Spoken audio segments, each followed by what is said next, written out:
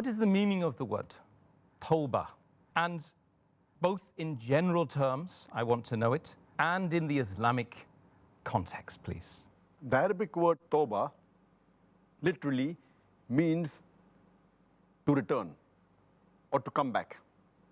And in the Islamic context, in the Sharia, it means a person who leaves the things which Allah subhanahu wa ta'ala has prohibited, and he returns back to the things which Allah subhanahu wa ta'ala has commanded. So in short, it means a person leaving the acts which Allah has prohibited, and he returns back to the acts which Allah subhanahu wa ta'ala has commanded.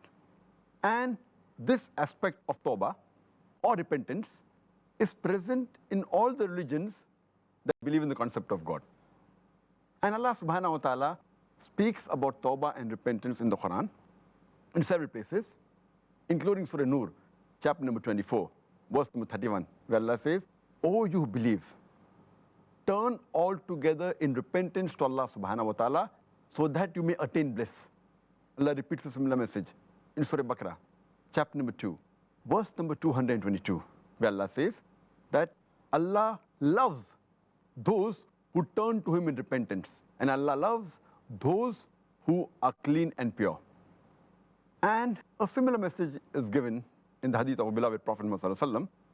It's mentioned in Sahih Bukhari, volume number 8, Book of Applications, hadith number 6309, where our beloved Prophet Muhammad sallallahu alaihi wasallam said, Allah subhanahu wa ta'ala is more pleased when His servant seeks repentance than any one of you when he finds his camel which has been lost in the desert. That means Allah subhanahu wa ta'ala is very pleased when anyone seeks his repentance, asks for forgiveness, and He forgives them.